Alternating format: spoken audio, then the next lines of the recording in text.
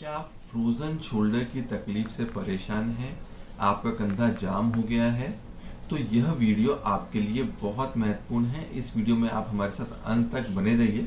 तो हम आपको फ्रोजन शोल्डर या कंधा जाम हो जाने के विषय में सारी जानकारी ट्रीटमेंट्स से मिलाकर आपको देंगे। देखिए, कंधा जो है एक ऐसा जोड़ है जिसमें 360 डिग्री का मूवमेंट होना चाहिए। तो अगर हम देखते हैं तो हमारा कंधा पूरा 360 डिग्री मूवमेंट कर सकता है। और अगर इस कंधे का मूवमेंट कम हो जाता है, कंधे में दर्द रहता है, रात में नींद नहीं आती है और आप जो काम करना चाहते हो कंधे से वो काम नहीं कर पा रहे हो, तो ऐसा हो सकता है कि आप फ्रोजन शोल्डर से पीड़ित हो, मतलब आपका कंधा जाम हो गया हो। अब यह तकलीफ कई कारणों की वजह से हो सकती है। आमतौर पे कई बार बिना कारण के भी हो सकती है, और कई बार अगर आपको शुगर की तकलीफ है, डायबिटीज की तकलीफ है, लिपिड्स की तकलीफ है, थायराइड की तकलीफ है, तब भी यह प्रॉब्लम होने का चांस ज्यादा होता है। कई बार कोई इंजरी के कारण या कोई सर्जरी के बाद भी कंधा जाम हो सकता है। अगर आपको कंधे के अंदर चोट लगी है और कंधे का स्नायु फट गया है, या फिर कंधे की कोई सर्जरी हुई है, तो उसके बाद भी कंधा जाम हो सकता है। ऐसा इसलिए होता है कि कंधे के सराउंडिंग एरिया में एक कैप्सूल होता है, उसके अंदर एडेशंस बन जाते हैं जो उसको टाइट कर देते हैं। इसको हमारी मेडिकल टर्मिनोलॉजी में एडेसिव कैप्सुलाइटिस का नाम दिया जाता है। एडेसिव कैप्सुलाइटिस एक बहुत ही आम तकलीफ है और 80 से 90% केसेस में इस तकलीफ को फिजियोथेरेपी के द्वारा ठीक किया जा सकता है। फिजियोथेरेपी में हम खास तौर पे थेराबैंड की एक्सरसाइज और शोल्डर मोबिलाइजेशन यानी कि शोल्डर मूवमेंट की एक्सरसाइज पेशेंट्स के लिए रिकमेंड करते हैं। इसमें पेशेंट को सभी डायरेक्शंस में शोल्डर को मूवमेंट करना होता है और एक बेल्ट जिसको थेराबैंड बोलते हैं उसको खींचने की कसरत भी करनी होती है। अधिकांश मरीजों में यह कसरत लाभदायक रहती है और आराम आना शुरू हो जाता है।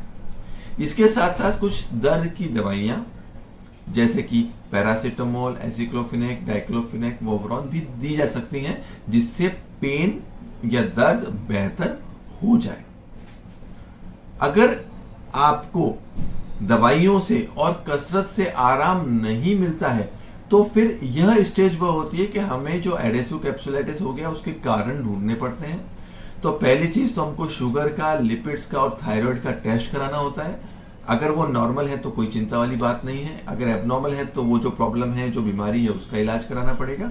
और एक एमआरआई स्कैन, कंधे का एमआरआई स्कैन कराने की आवश्यकता होती है। कई बार ऐसा होता है कि हम जिसको फ्रोजन शोल्डर या कंधा जाम मान के चल रहे थे, वो अंदर और कोई समस्या या और कोई प्रॉब्लम हो।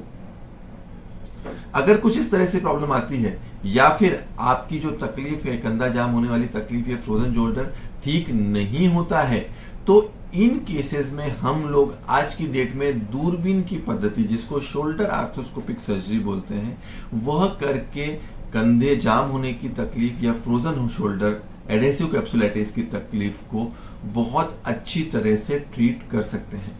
इस तकनीक में कंधे के अंदर एक दूरबीन डाला जाता है और जो कंधा जाम हो जाता है उसको हम एक स्पेसिफिकली रेडियो फ्रीक्वेंसी डिवाइस से उस जाम कंधे के टिश्यू को रिलीज कर देते हैं। इसको आर्थोस्कोपिक कैप्सुलर रिलीज कहा जाता है।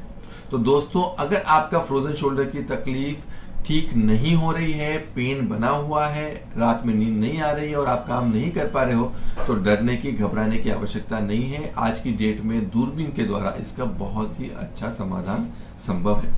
अगर आपको इसके अलावा और कोई भी प्रश्न है तो आप हमको कमेंट बॉक्स में लिख के पूछ सकते हैं। अगर एमआरआई रिपोर्ट्स के ऊपर आपको अपनी ओपिनियन चाहिए तो नीचे दिए गए नंबर पे अपनी एमआरआई रिपोर्ट्स हमारे साथ शेयर कर सकते हैं। धन्यवाद।